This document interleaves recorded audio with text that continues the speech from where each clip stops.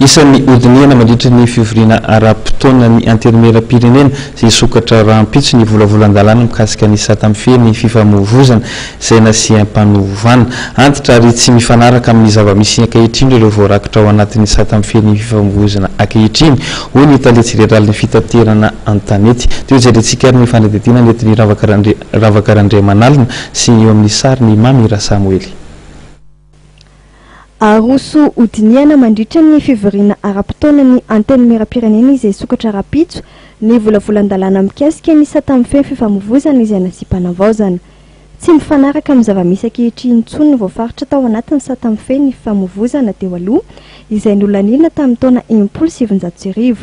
Faezana zao fiara fahita hoe reraka be avy any ivelany tsy azo ampidirina aty intsony. Zay zao anisany hoe mba hisoroana loza eto amintsika zany. Ohatra zay zao misy rehefa nasi ministère. Anisan'izay koa zao hoe lalàna zany fanavaozana le code de la route.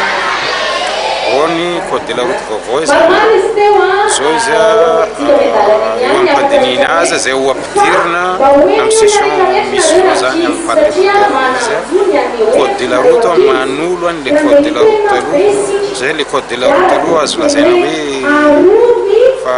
fanolozan-toetrano zany satria na ny fiara ampiasaina iny code de la route iny ka code de la route any amin'ny 1960 tany na fiara ampiasaina amin'izao fa tsy mitovy amin'ny fiara tamin'izany fotoana zany.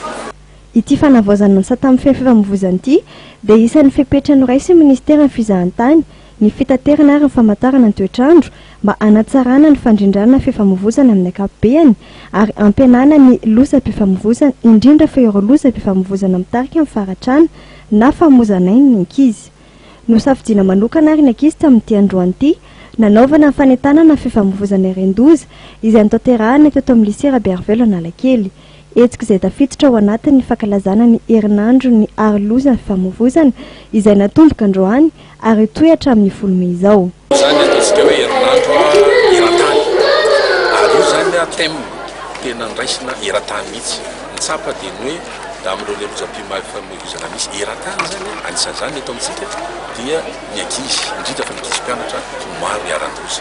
Fantatsika tsara ngamba fa hoe ny ankizy mbola manana ho avy lavitra no na zany tonga takaitra na mamoy ainy mihitsy ary dia niraisy ny atao hoe ny ino misy teo ny firenena mikambana mihitsy ho thème eran-tany izy io fa tsy hoe eto amintsika ihany koa fa tsika zany dia miaraka amin'izay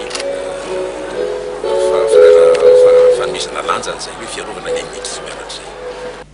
Mba analefahana ny trangana lozam-pifamoivoizana fepetra vonjamaika noraisy ministera hatreto ny fametrahana ny cellule d'intervention routière izay anampy ireo mpitandro filaminana eo amin'ny fanaovana fitsirihana sy fanaraha-maso ireo fifamoivoizana eto andrenivohitra.